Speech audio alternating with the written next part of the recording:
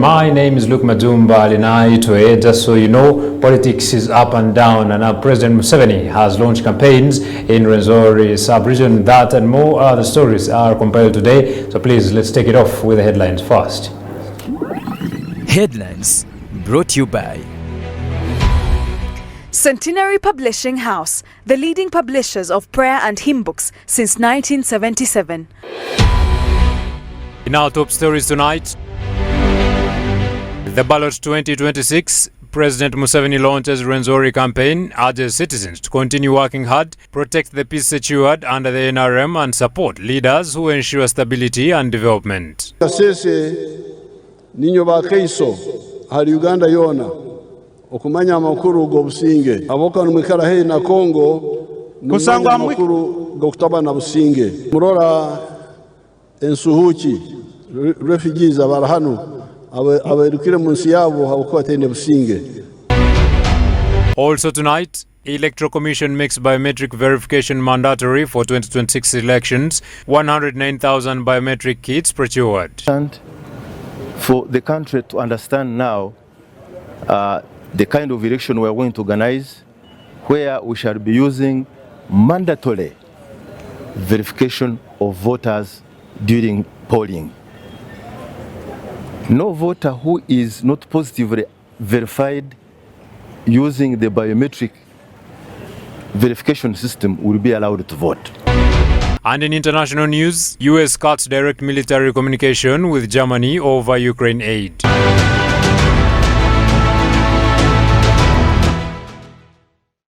brought to you by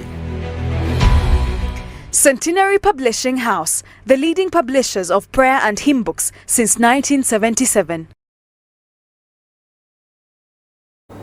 Welcome to News at 8. Once again, my name is Luke Madumba Alinaitwe. Starting us off today, the ballot 2026, President Yoweri Kaguta Museveni has officially launched his campaign in the Rwenzori sub-region, starting in Kasese, where he rallied supporters and highlighted the achievements of his government. Speaking to a large crowd, Museveni urged citizens to continue working hard and protect the peace secured under the NRM government and support leaders who ensure stability and development.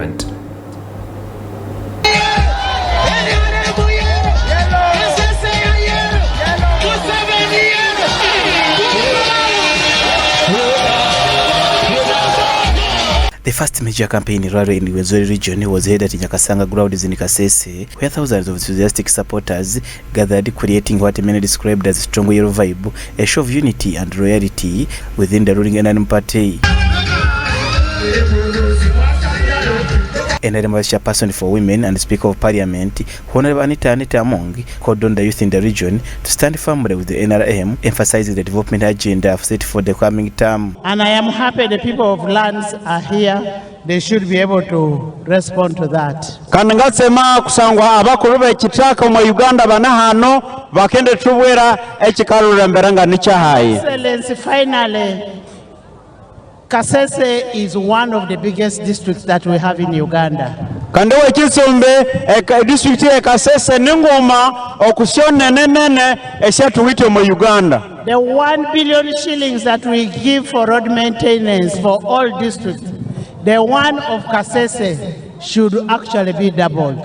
A billion ningoma eyatukaherera yeyo habwe syanguda esya district esende esye Kasese sitolere isyabazibo makabere musyatoko mubiri wa hano. And the road equipments that we give other small districts, this place should have at least 2 road units. Nebyoma byerikolesesya nzira ebyatukaherera ma district ya wande tutolere twabyongera tukahiko kwa district ya Kasese. Your Excellency, once more, I want to thank you for coming. Addressing the rally, President Yoweri Kaguta Museveni highlighted the achievements of his government, especially in restoring peace in Kasese and neighboring areas close to the DR Congo border. He reminded residents that peace secured by the UPDF is one of the major reasons they should continue supporting the NRM. Kasese ninyo bakaiso hari Uganda yona okumanya amakuru go businge.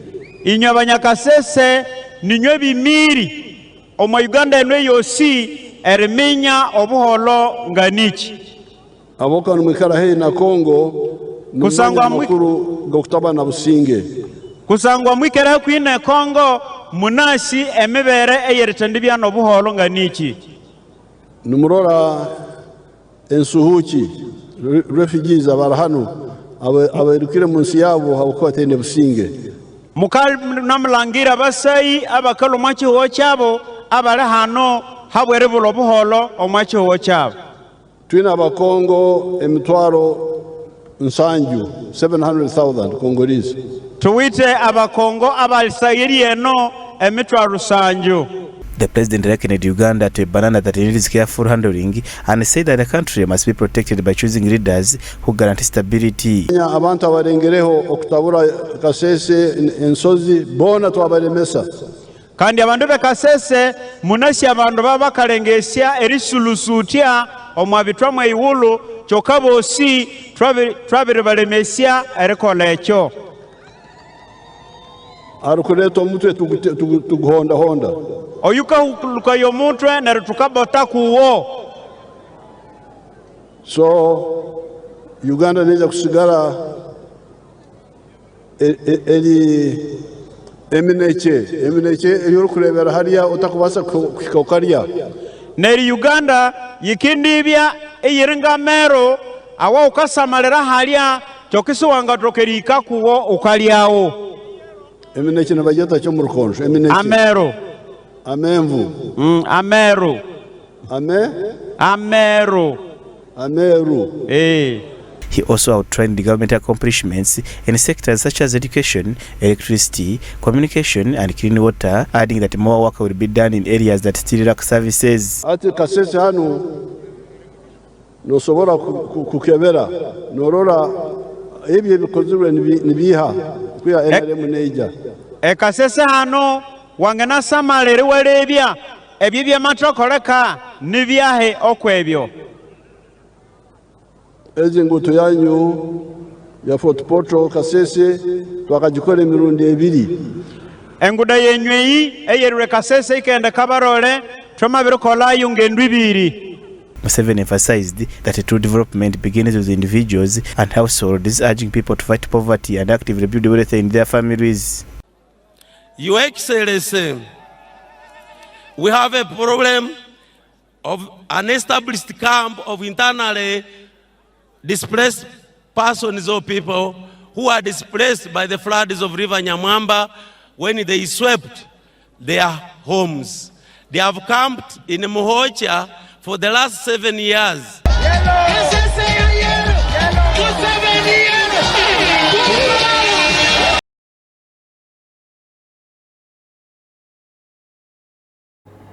All right, now the Electoral Commission has announced a major shift in Uganda's electoral process, declaring that biometric voter verification would be mandatory at all polling stations during the 2026 general elections. Acting Secretary Mr. Kamugisha Richard Vavo says the move is aimed at enhancing transparency and curbing voter fraud. He also added that the substantial number of verification kits have already been procured to ensure a smooth election process. We have the report.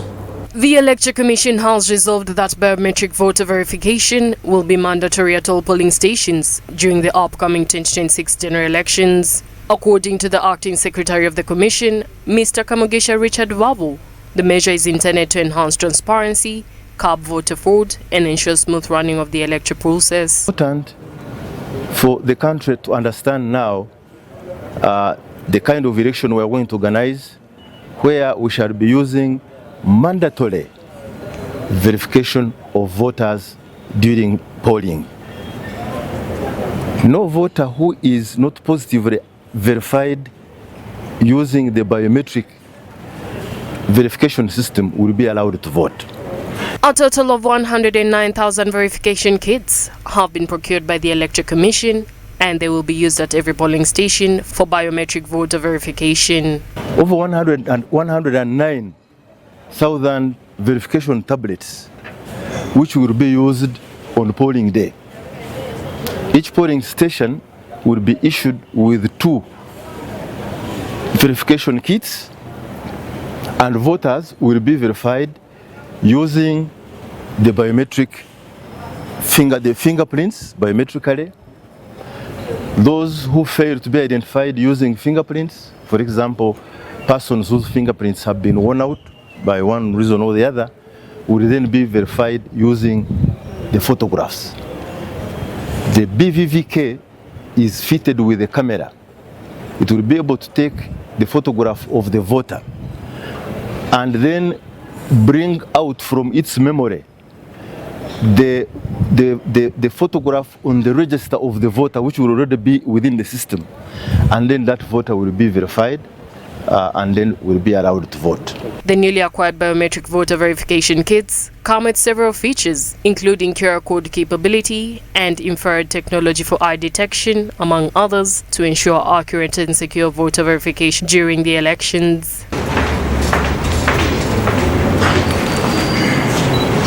Success. Then capture his biometrics. Success.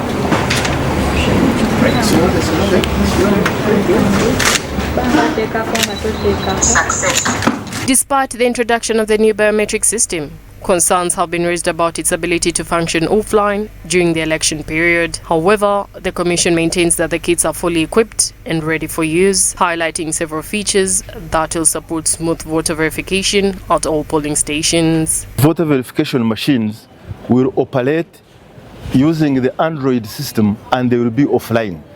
They will not be networked. They will be loaded with district data, but per polling station.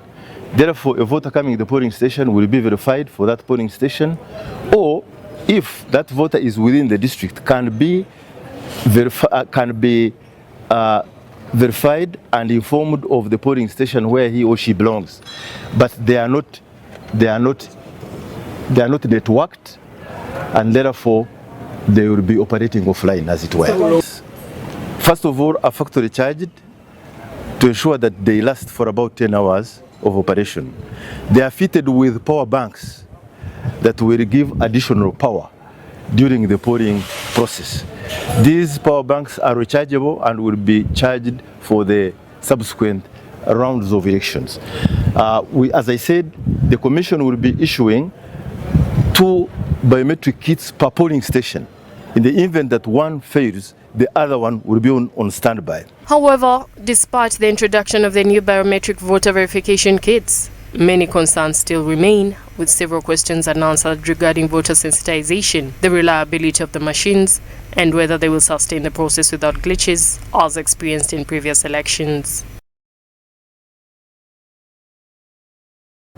Thank you, Hope Nyungereza, for that report. Elsewhere, the chairperson of the Uganda Human Rights Commission, Mariam Fawzat Wangadia, has called on the Uganda police to reduce the use of excessive force during the election period. Speaking at a media dialogue in Kampala, she urged security agencies to act responsibly, while stakeholders from the Electoral Commission, Uganda Police and other institutions discussed ways to ensure a peaceful and credible election. Let's take a look. The media dialogue held in Kampala focused on exploring how various institutions can contribute to ensuring a peaceful and credible election. The event brought together officials from several key sectors, including the Uganda Human Rights Commission, chaired by Wangadia, the Electoral Commission, represented by Julius Muchunguzi, the Uganda Police Force, represented by Diana Chasimire, as well as many stakeholders. Mariam Wangadia, chairperson of the Uganda Human Rights Commission, cautioned youth groups commonly referred to as border foot soldiers, noting that many of their activities operate outside the law. She urged the police to disband these unlawful groups before they have a chance to disrupt peace. She further warned the politicians against using religion and culture to mobilize support, saying that such practices violate the law and can lead to division among citizens. Mr. Okello in Iganga, why this is not in our statement? When we are conducting investigations in any human rights issues, we are required not to comment on them, especially when we intend to have them heard by our tribunal, including the Kawempe situation, the investigation of the fracas which happened during the Kawempe North by-election is under investigation. I know that the investigation is at the tail end. It will soon be concluded, and very soon you will hear that we have summoned the relevant parties to have this case heard. Meanwhile, Electoral Commission spokesperson Julius Muchunguzi encouraged all Ugandans to strictly follow the Commission's guidelines. Emivuyo egyo gye tulabyeko giteeka obubaka bw'akakiiko k'ebyokulonda bwe kazze kakaatiriza ku buli omu eyeetali mu kulonda okugoberera amateeka g'ebyokulonda n'okweyisa mu mirembe, kuba akakiiko kamanyidde ddala nti emivuyo ekireetawo emivuyo okusinga obungi be bantu abeetaba mu kulonda ne batagoberera mateeka. He also asked the police to thoroughly investigate the Iganga incident where one person lost their life during a campaign activity. Police spokesperson Diana Chasimire, representing the Directorate of Traffic and Road Safety, explained the various reasons why the NUP president had been restricted from using certain routes. Which Iganga you have nowhere to pass. Who are you going to ask? Are you going to ask the people in the road, on the road, or you're going to ask police, where are you? You get it? So in the process, that's why I was saying, let's respect the law. Why are people on the road, right? We are trying to tell you, get out of this, but we are getting confrontations.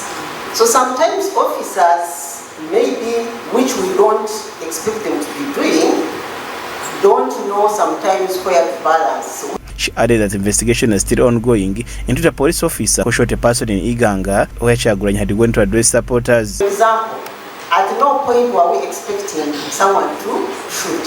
So we don't know this very person who shot, why was he shooting? So probably he didn't know how to balance. Because was he under danger? Was he facing danger? If someone was throwing a stone, maybe he shouldn't have responded with a gun. Yes. All right, moving on, Uganda's Vice President Jessica Lupo is in Washington, D.C., representing President Yoweri Museveni at the historic signing of the Peace and Prosperity Accord between the Democratic Republic of Congo and Rwanda. The agreement, witnessed at the invitation of the United States, marks a significant step towards ending years of conflict in eastern DRC and strengthening regional stability in the Great Lakes region.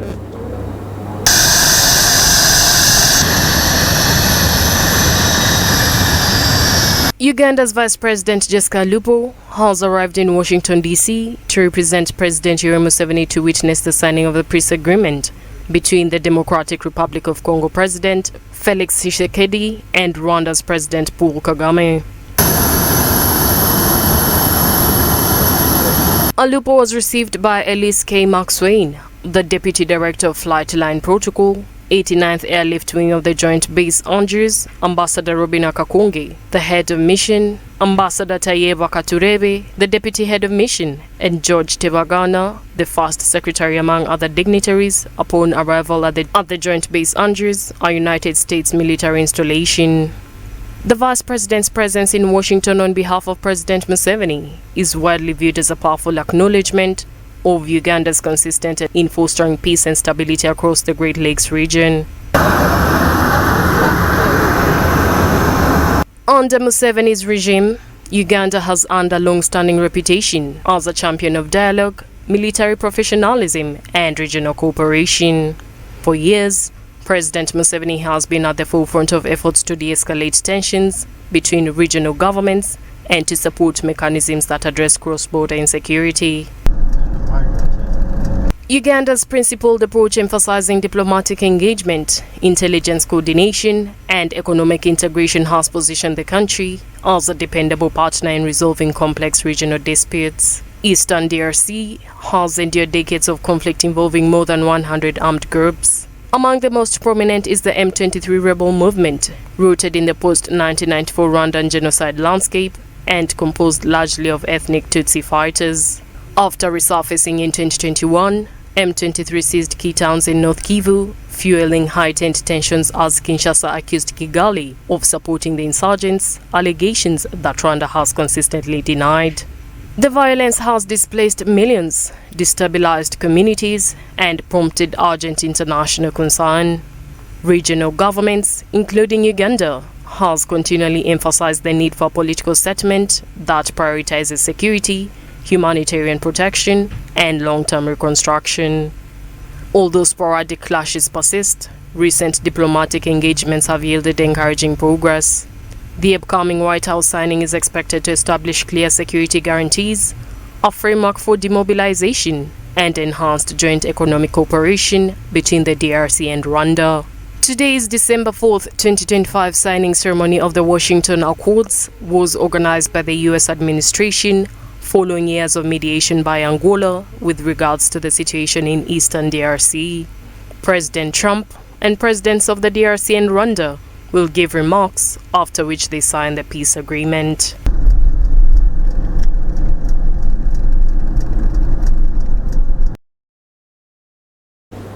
Peace in the region, very, very strong hold there. Now we appreciate the efforts that have been put in to make sure that there is peace and stability in the region. Now we're going to take a look at the Archbishop's moment, so please stay on and let's listen in from His Grace.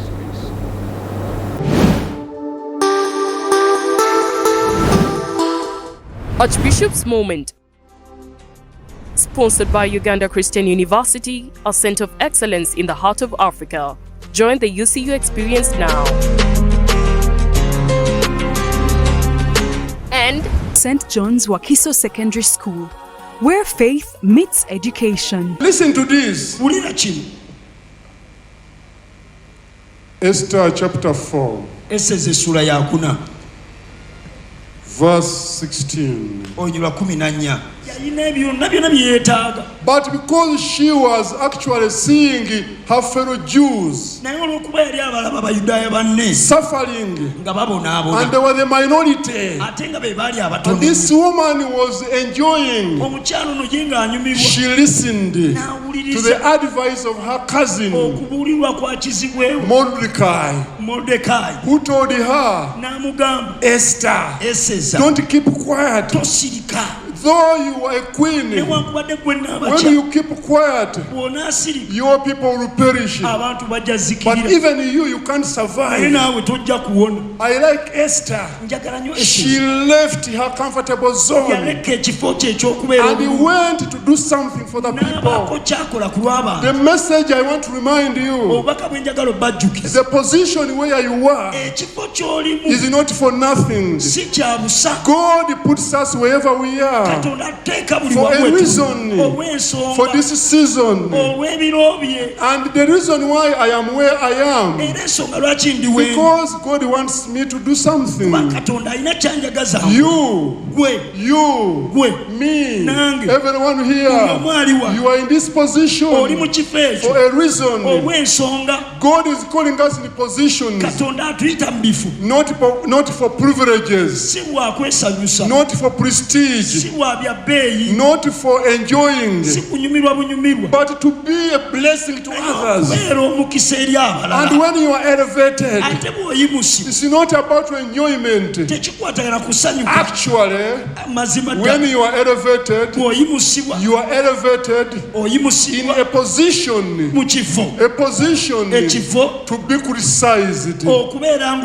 Whenever you are promoted, you are promoted for criticism, but also for service, but also for being a blessing. And Esther knew that.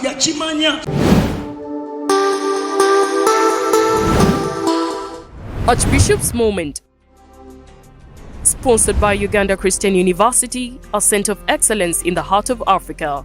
Join the UCU experience now. And St. John's Wakiso Secondary School, where faith meets education. Now the question here is, have you heard what the Archbishop is saying? You are in that position for a reason, so please make use of it, impact a life out there. Please reflect on that. That's what we had for you today. Now we take a short break and return with more news.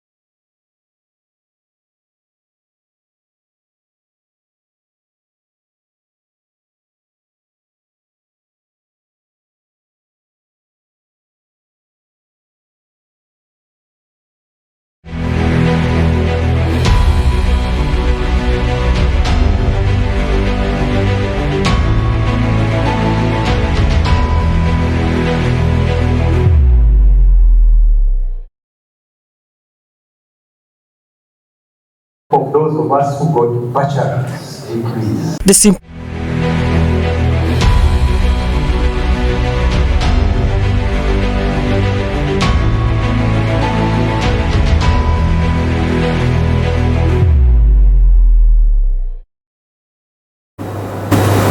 Welcome, we're watching news at 8 here on Touch of Uganda Family TV, and my name is Luke Madumba Alinaitwe. The Ministry of Education has, through the Department of Admission, Scholarship and Students Affairs, held a high-level symposium with scholarship beneficiaries from different countries around the globe. During the event, the Minister of State for Higher Education implored the beneficiary scholars to be creative, innovative, and make a positive impact to their respective communities. He reiterated the ministry's commitment to strengthening partnerships with the different countries that offer these scholarships. Of those of us who got bachelor's degrees. The symposium was organized by the Ministry of Education and Sports through the Department of Admissions, Scholarships and Student Affairs. In attendance were 90 beneficial scholars of different academic fields from various universities around the globe. But also to inform our dear special guests that the gathering is made up of alumni. The Minister of State for Higher Education, John Chrysostom Mwingo, who was represented by Commissioner Mzamil Mkwatampala, who reiterated the ministry's commitment to strengthening partnerships with the various scholarship awarding countries. I would like to assure you that as a ministry, we are committed to strengthening our partnership with our development partners and the governments that give us these scholarships. I want to thank you, and may this symposium be a source of inspiration and collaboration as we collectively strive for a brighter and more enlightened future. He congratulated the scholars upon the milestone. I would like to congratulate each and every one of you here, and those that were not able to make it here upon your achievements. Achievements both during your time as students in those universities abroad and now as professionals. Today we are here to celebrate your successes, reflect on the broader significance of the scholarship in the context of national development. The minister implored the scholars to be creative, innovative, and make a positive impact to their respective communities. As you are all aware, the world is rapidly changing, and with it, there are challenges such as unemployment, climate change, social inequalities, technological advancement, and global health-related challenges. I would like to implore you to be creative, to be innovative, and determined to make a positive impact on the communities around you. Delivering the keynote address, former MOBS Principal Professor Wasswa Balenywa encouraged the scholars to cultivate a spirit of innovation and develop solutions to Uganda's growing unemployment challenge. Oh, nobody owes you a living. Just remember that. Nobody owes you a living. It's entirely upon you to make it. And if you don't blame anybody. Don't blame anybody. It's yours, it's you to go out there and succeed. And like I said, if you have a degree in this country, you are privileged. Come out and be with others, all the society you serve, those who have jobs, those who have NGOs, those who have dreams. You have been told to dream big dreams. Small dreams drown us. We try to look for meanings of those dreams and we don't come up. But big dreams bring us up as individuals and also as group. Akolo Jacinta, the Principal Human Resource Officer in the Ministry of Public Service, explained that it is the government's mandate to provide scholarships as part of its commitment to accountability. One generation graduating with the fresh knowledge are uniquely positioned to be the solution. You who have graduated with the new knowledge, you are positioned very well. Scholarships are is an investment by the people of Uganda, and the return on investment is not merely a job but a mandate to serve, transform and develop our country, Uganda. Prepare your mind to that. You will get it. Sit, sleep more than 8. You will not get anything. Mutegedde. But if you are determined, you will get it. Have I communicated? Yes. So I am here to support some of you, those who are ready to be uncomfortable, to get something. Different beneficiaries testified about the scholarship programs and how these have changed their lives. I boldly walked into the office of the Director of Research, and I had a one-on-one talk with him. I told him, I studied from abroad, the technologies are different, I want to acquaint myself with what is in Uganda. Here, and we are getting complication here.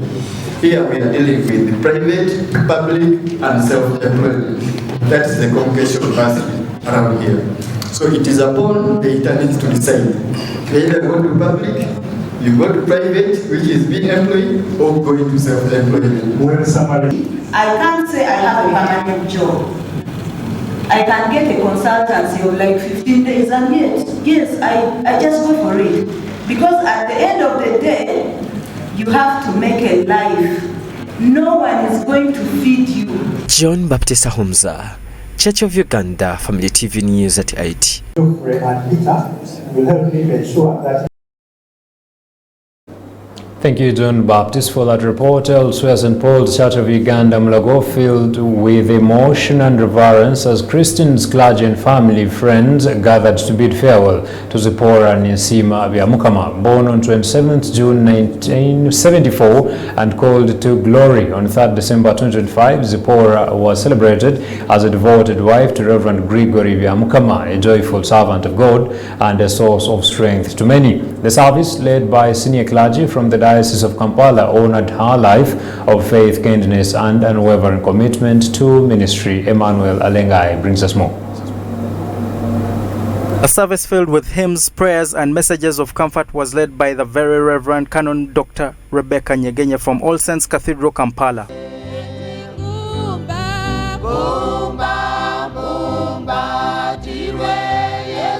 The preacher of the day, Canon Jackson Frederick Barra, the Assistant Bishop of the Diocese of Kampala, thanked the Christians and priests of St. Paul's Church, Mulago, for standing with Reverend Gregory Byamukama, nothing that such culture and spirit support should never be taken for granted. Njagala okwebaza abakristaayo abekanisa eno. He encouraged the congregation with teachings from scriptures, reminding them that being in Christ does not remove life storms, but gives them the strength to endure them. Tujja ne tubeera ne bannaffe ne tubawanirira era kye mukoze. He also praised Zipporah's dedication, joy, and faithful service, which he had personally witnessed during his recent visit. Najja wano n'enkyala wano mu Busumba emyezi ng'esatu. Zipporah ng'ali wano ng'ali akitivu ng'ebintu byonna abikola nga musanyufu ng'olaba omutima gwe gwonna guli mu kintu ky'akola. The bishop encouraged the believers to hold firmly to the hope found in Christ, to continue praying for the family, and to reflect on the contribution each one is making to God's kingdom. Bw'obanga tolina nkolagana na Mukama, bw'obanga tolokokanga, bw'ofa obeera ofudde. Clergy, canons, pastors, church servants, and Christians from the congregations where the Byabakamas have ministered over the years turned up in large numbers to pay their last respect. Many described Zipporah as a pillar of support in ministry and a friend to many. Reverend Gregory Byabakama, vicar of St. Paul's Church, Mulago, and husband to the late Zipporah Byabakama, spoke out about their journey together, recalling how they married when they were still young, and highlighted her generosity and love for everyone. One time, our security guard at the gate came to our house. I was a senior, one dropout. There was no way how I would have gotten married to a graduate, a university graduate. So I influenced her to drop from school at P7 and we got married. He helped me to go back to school. She stood with me up to master's level. I also took her to an adult school. She also studied. You would not backbite her in English. Yes. So she was a strong pillar in my life. Michael Amagaragareho, and son of the late Zipporah Ninsimba Byamukama, and speaking on behalf of all the children, said that although their mother was 50 and had grown, her passing still deeply hurts. He thanked everyone who responded and stood with the family during the difficult time. Mami wetu yaba ine myaka 50 mbweno gwe yaba kuzire yakira muto nitushasha munonga. Mrs. Muhumu Zagres, speaking on behalf of the Mothers Union, St. Paul's Church Mulago, thanked God for Zipporah and described her as a true sister whose warm smile, welcoming spirit and comforting counsel made everyone feel at home. A friend, she was our sister. She addressed us differently.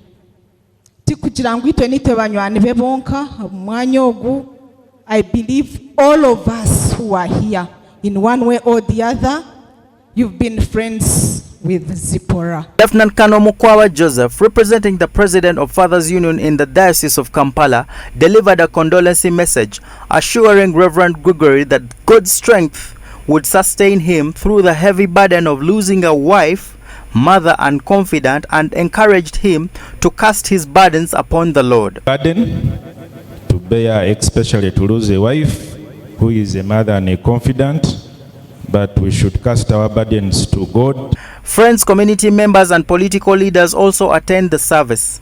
They lastly joined in special prayers for the family, entrusting them in God's hands during the difficult times. In a moving gesture of love and honor, mourners placed flowers on Zipporah's body inside the church before the service. May her soul rest in peace. Moving on, senior religious leaders from across Uganda have convened today in Kampala for a high-level dialogue themed Reshaping Agriculture for a Healthy People and Nation. The meeting, organized by the Interreligious Council of Uganda in partnership with the Organization of African Instituted Churches, focuses on strengthening faith-based engagement in agricultural transformation and climate change adaptation. Agriculture remains the backbone of Uganda's economy, employing more than 70% of the population and contributing significantly to national income. Yet, despite its central role, the sector continues to struggle with climate shocks, declining soil fertility, limited extension services, and inadequate investment. Rural communities, especially smallholder farmers, are the most affected, with hunger, poverty, and unpredictable weather patterns threatening their livelihoods. Climate change is now intensifying the crisis. Long droughts, harsher temperatures, and destructive floods are striking communities with limited capacity to adopt. Faith leaders say these challenges can no longer be ignored. There are laws which government has put into place or has been talked about as to rectify the situation which is causing this very, very difficult situation we are experiencing right now of climate change. Like about, changing the swamps, the wetlands into agricultural land. The meeting of religious leaders is a follow-up to the 2023 call to action issued by Uganda's faith communities, urging strong involvement in agricultural programming and climate adaptation. Government has talked about that, has talked about cutting down trees for charcoal and cutting down trees, for example, to burn bricks and so on. I think it is necessary that when those laws are put in place, laws which prevent the citizens from doing what they are used to, they have to be provided with an alternative that can help them for their livelihood, the way that they can use for preparing their food. Today's discussion is focused on how churches and other faith-based institutions can use their influence, networks and resources to support smallholder farmers, promote climate resilient farming, and actively participate in policy advocacy.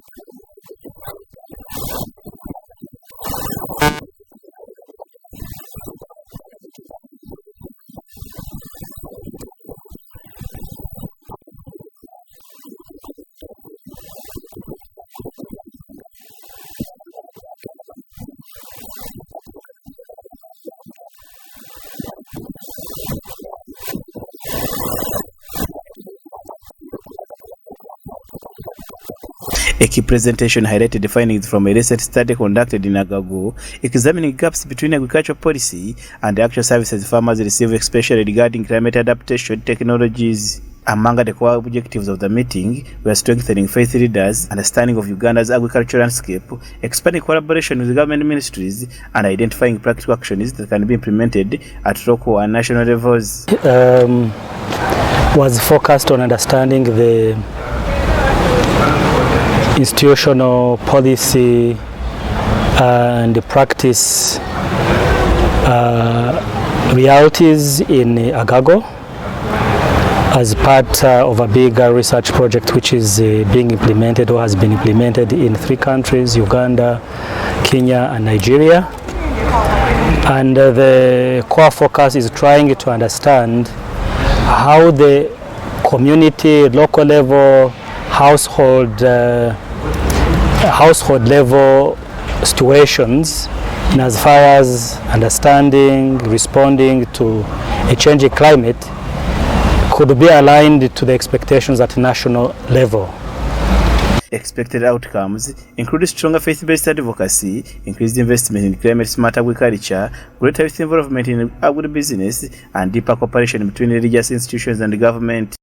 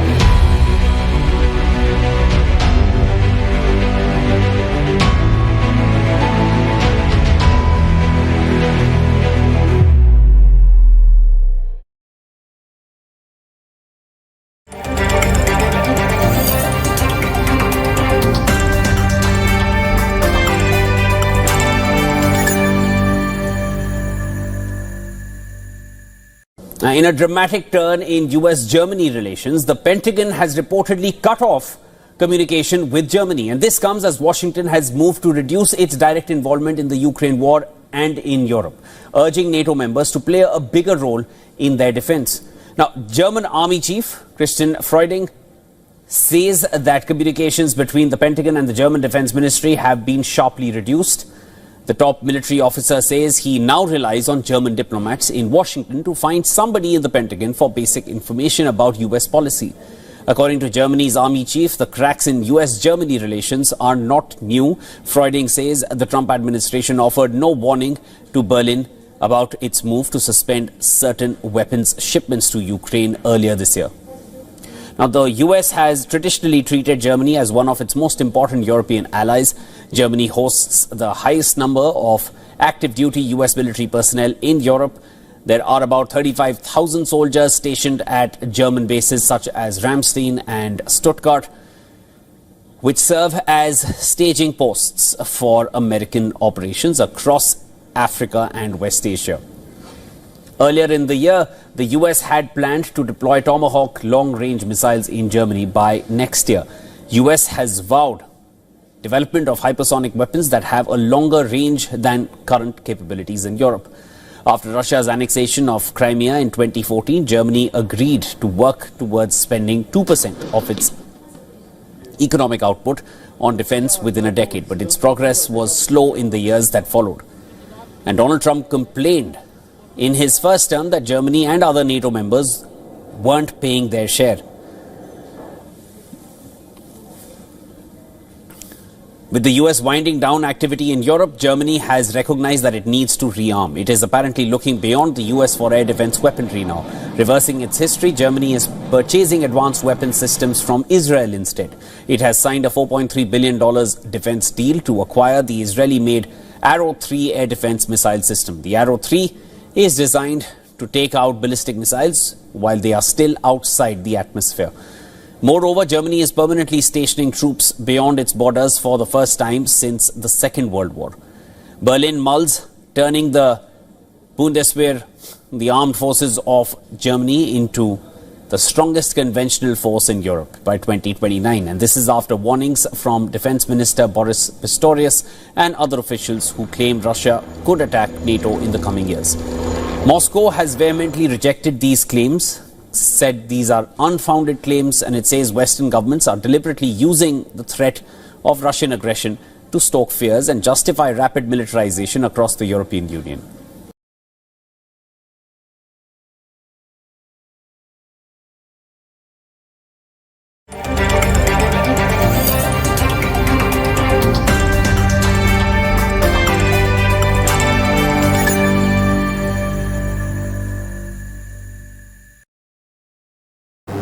All right, that marks the end of our bulletin today. Thank you so much for joining us. We now take a look at what made the headlines.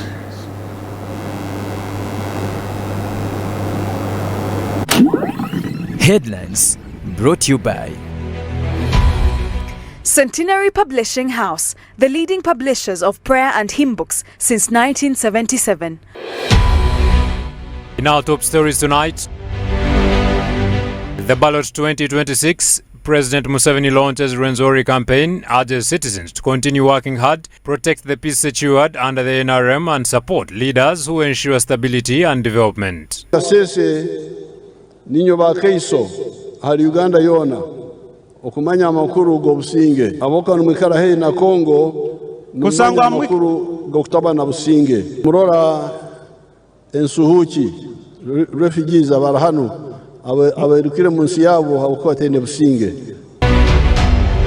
tonight, Electoral Commission makes biometric verification mandatory for 2026 elections. 109,000 biometric kits procured. And for the country to understand now the kind of election we are going to organize, where we shall be using mandatory verification of voters during polling. No voter who is not positively verified using the biometric verification system will be allowed to vote. And in international news, US cuts direct military communication with Germany over Ukraine aid.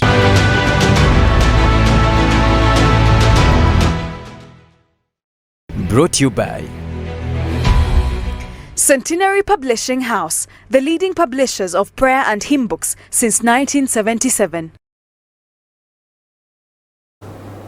Just so you know, we are already in festive mood, so it is a season to celebrate those that you love. And in that particular regard, I want to celebrate the person I love as well. That is my little sister who was born today, Kawa Esther. I celebrate you. Happy birthday, Aboki. Thank you for being that one good friend. Colleagues, it is very important to celebrate those that you do love. Anyway, we love you all out there, and thank you for always joining us here on News at 8. My name is Luke Majumba Alinaito. We cannot go past this, and I've worked with a team of credible gentlemen in transmission. Thank you for joining us. Have a good night.